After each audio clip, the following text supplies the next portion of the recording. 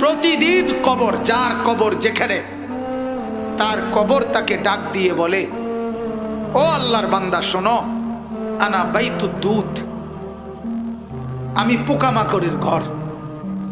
আমার বাপ শুনেন, যুবক আপনারাও শোনেন, আপনারাও শুনেন, কবর কিন্তু নির্দিষ্ট কোনো বয়সে যায় না বাপ। প্রতিদিন কোলের বাচ্চাও কবরে যায়, 90 বছরের বুড়োও কবরে যায়, 16 বছরের 20 বছরের তাগড়া জওয়ানও কবরে যায়। কবরস্থানে সব ধরনের লাশ আছে।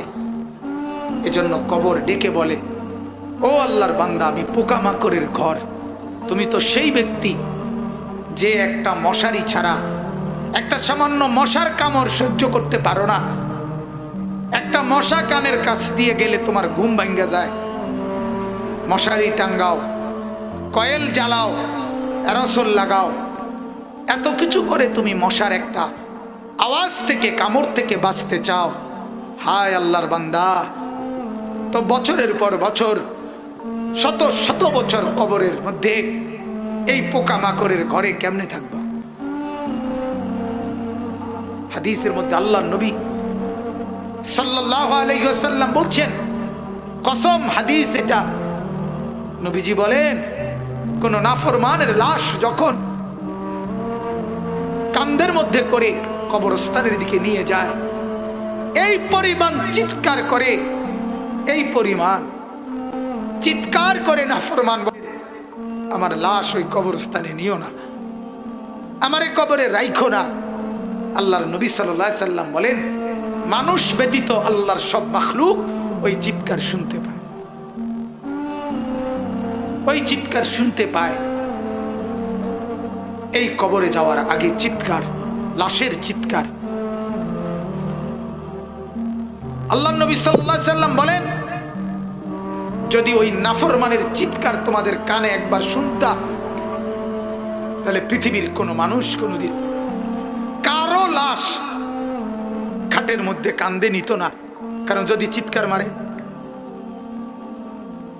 এই মৃত্যু পর্যন্ত নবীজি নিজে নিজে, আল্লাহর নবী সাল্লাল্লাহু আলাইহি সাল্লাম 5 ওয়াক্ত নামাজের পরে, 5 ওয়াক্ত নামাজের পরে নবীজি যে কয়টা জিনিস থেকে পানাহ চাইতেন, আল্লাহর কাছে মুক্তি চাইতে, একটা হলো কবরের আযাব। আল্লাহুম্মা ইন্নী আউযু বিকা মিন আযাবিল কবর, আল্লাহ কবরের আযাব থেকে বাঁচান।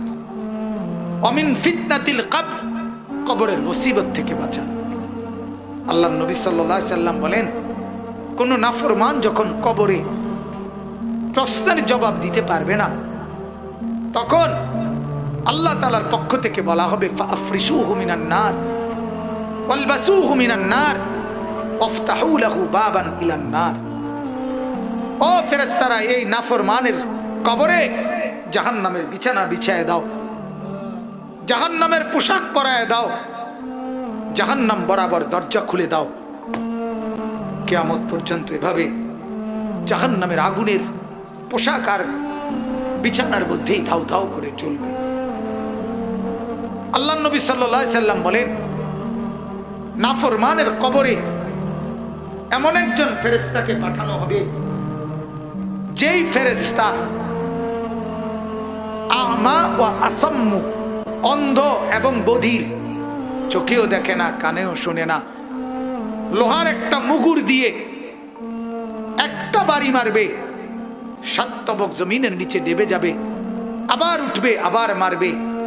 আর ওই নাফরমান কবরে চিৎকার করবে, ভীষণ কান্নাকাটি করবে, কিন্তু ওই ফেরেশতা তো চোখেও দেখে না, কানেও শোনে না, তোমার চিল্লানি শুনবে কি? আল্লাহ আমাকেই মাফ করে দেন। এজন্য রাত গভীরে আপনাদেরকে বললাম, ভাই, আমাকেও বললাম, উসিকুম ওয়া ইয়া, আপনাদেরকেও নসিহত করছি, আমাকেও, প্রত্যেকেই কবরের প্রস্তুতি নেই। আল্লাহ তাআলা বলছে, বান্দা কি হলো? বান্দা হলোটা কি?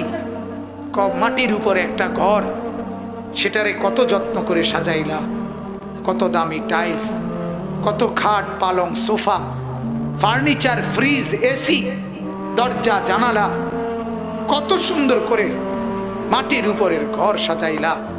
আহা বান্দা, তুমি কি জানো না মাটির নিচেও তো তোমার আরেকটা ঘর আছে, সে ঘরের নাম কবর। ওইটাকে সাজাইলা না কেন? ওই ঘর সাজাইলা না কেন? মাটির উপরের ঘর যদি সাজে খাট পালং আর সোফা দিয়ে, তো মাটির নিচের ঘর সাজে জিকির তাসবিহ তেলাওয়াত দিয়ে, আল্লাহ তাআলার গোলামি দিয়ে, সেজদা দিয়ে, নামাজ দিয়ে, হালাল ভক্ষণ করে কবরের ঘর সাজাইতে হয়। নেক আমলের পুঁজি নিয়ে যদি কবর সাজান, তো কবরটাকেই আল্লাহ তাআলা ফেরেশতাকে বলবে ফাআফরিশুহু মিনাল জান্নাহ ওয়ালবাসুহু মিনাল জান্নাহ, আমার বান্দার কবরকে জান্নাতের বিছানা বিছায়া দাও, জান্নাতের পোশাক পরায়া দাও, জান্নাত বরাবর দরজা খুলে দাও, কবরটা চতুর্দিকে 70 হাত প্রশস্ত করে দাও। এরপরে এভাবে করার পরে নেককারের কাছে সুন্দর হাসানুল ওয়াজহ, সুন্দর চেহারার আকৃতির এক নওজোয়ান আসবে। তখন কবর ব্যক্তি বলবে, আমি তো আপনাকে চিনলাম না। তখন সে বলবে, আনা আমালুকা সালেহ, আমি তোমার সারা জিন্দেগীর নেক আমল। আজ প্রস্তুতি নাও, জান্নাতে তোমার বন্ধুদের সাথে, জান্নাতের মেহমানদের সাথে, তোমার আত্মীয়দের সাথে মিলিত হবে। এটার খুশখবরই আমি তোমাকে দিতে আসছি। হাদিসে আছে, আল্লাহর নবী বলে, তখন নেককার কবরবাসী বলবে আল্লাহর কাছে, ইয়া রাব্বি আকিমিস সাআ হাত্তা ইয়ারজিআ ইলা আহলি, আল্লাহ আরে জলদি কিয়ামত শুরু করে দেন, আমি আমার পরিবারের কাছে ফিরে যেতে চাই। মানে জান্নাতে যেতে চাই, জান্নাতে যেতে চাই। এজন্য কবরকে ভয় করেন। আপনি আমি প্রতিদিন দেখতেছি, প্রতিদিন মানুষ কবরে যায়, যায় কিনা বাপ? ওরা কেউ মরতে চায় নাই, কিন্তু মৃত্যু তাদের কাউকে রাখে নাই। কেউ মরতে চায় না, কেউ না। একেবারে 120 বছরের বুড়ো মানুষটাকেও, 120 বছরের বুড়ো মিয়া, তারেও মানুষ ডাক্তার দেখায়, তারেও হসপিটালে ভর্তি করায়, তারেও তো চেষ্টা করে আমার 120 বছরের দাদা যেন না মরে, আমার 120 বছরের বাপ যেন না মরে। তিনিও মরতে চান না, কিন্তু কবর ডাক দিয়ে বলে, আমি কাউকে থাকতে দেই না। দুনিয়া বলে, মাটি বলে, আরে বন্ধু মরতে তো কেউই চায় নাই, আমি তো কাউকে থাকতে দেই নাই। ফেরাউন তো মরতে চায় নাই, নমরুদ তো মরতে চায় নাই, সাদ্দাদ আর কারুন তো মরতে চায় নাই, কিন্তু মৃত্যু তো তাকে ছাড়ে নাই। ছাড়ছে কিনা ভাইয়া? আমার মাদ্রাসার উস্তাদ এখনো আছে, হাফেজ মামুন। তার বাবা, তার মা, তার 4 বছরের বোন ঢাকার থেকে আসতেছে, নরসিংদী গাড়ি ডিস্ট্রিক্টের সাথে লাগছে। মার কোলের থেকে বাপ কোলের এই 4 বছরের মেয়েটারে নিজে টেলিভিশন ভুলায় দিছে, ওদেরকে আখেরাত, কবর, নর্তকীর নাচ, উলঙ্গ ছবি, গান, বাদ্য, নাটক, সিনেমা, নাচ গান, ফুর্তি ভুলায় দিছে, ভুলায় দিছে। ঘূর্ণিঝড়ের পরের দিন আমি নরসিংদী গেছি, গিয়ে দেখি রাস্তার পাশে এরকম প্যান্ডেলের ভিতরে যুবক যুবতী ওপেন নাচতেছে, ট্যাক্সেট বাজতেছে।